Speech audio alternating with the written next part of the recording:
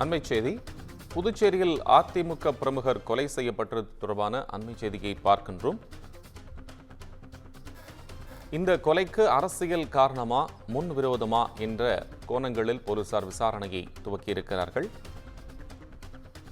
புதுச்சேரியில் அதிமுக பிரமுகர் பாகூர் என்கின்ற பகுதி அருகே அதிமுக பிரமுகர் மர்ம நபர்களால் வெட்டி கொலை செய்யப்பட்டது பரபரப்பை ஏற்படுத்தியிருக்கிறது. கடலூர் மாவட்டம் திருப்பாபுலியூர் பகுதியைச் சேர்ந்த அதிமுக பிரமுகர் பத்மநாபன் படுகொலை செய்யப்பட்டிருக்கிறார்.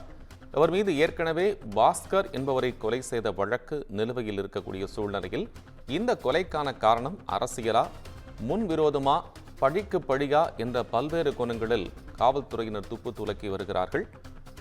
எனினும் அதிகாலையில் நடந்திருக்கக்கூடிய இந்த படுகொலை பெரும் பரபரப்பையும் அதிர்ச்சியையும் ஏற்படுத்தி இருக்கிறது. கடலூர் திருப்பாபுலியூர் பகுதியைச் சேர்ந்த அதிமுக பிரமுகர் பத்மநாபன் படுகொலை செய்யப்பட்டிருக்கிறார். விவரங்களை மேலும் கூடுதலாக வழங்குவதற்காக செய்தியாளர் அக்பர் இணைப்பில். அக்பர், இப்ப அந்த கொலை வழக்கு தொடர்பாக காவல்துறையின் தரப்பில் என்ன சொல்லப்படுது, விவரம் சொல்லுங்க. வணக்கம் கோபால். புதுச்சேரி பாகூர் அருகே கடலூர் பகுதியைச் சார்ந்த அதிமுக பிரமுகரை மர்ம நபர்கள் வெட்டி படுகொலை செய்தது தற்போது பரபரப்பை ஏற்படுத்தியுள்ளது. கடலூர் திருப்பாப்புலியூர் நவநீதம் நகர் பகுதியைச் சேர்ந்தவர் அதிமுக பிரமுகர் பத்மா என்கிற பத்மநாபன். இவர் பெயிண்டர் தொழில் செய்து வருகிறார். இந்நிலையில் நேற்று இரவு கோவில் கலை நிகழ்ச்சியில் கலந்து கொண்டு மீண்டும் கடலூருக்கு சென்று கொண்டிருந்தார். அப்போது அவரை மர்ம நபர்கள் பின்தொடர்ந்து வந்து பாகூர் இருளர் சந்தை செல்லும் சாலையில் அவரது இரு சக்கரத்தின் மீது காரை மோதியுள்ளனர். இதில் நிலை தடுமாறி கீழே விழுந்த பத்மநாபனை அதாவது மர்ம நபர்கள் அரிவாளால் சராமரியாக வெட்டி படுகொலை செய்தனர். இதில் சம்பவ இடத்திலேயே பத்மநாபன் உயிரிழந்தார். தகவல் அறிந்து சம்பவ இடத்திற்கு வந்த பாகூர் போலீசார் உடலை கைப்பற்றி பிரேத பரிசோதனைக்காக புதுச்சேரி கதிர்காமம் அரசு மருத்துவமனைக்கு அனுப்பி வைத்தனர்.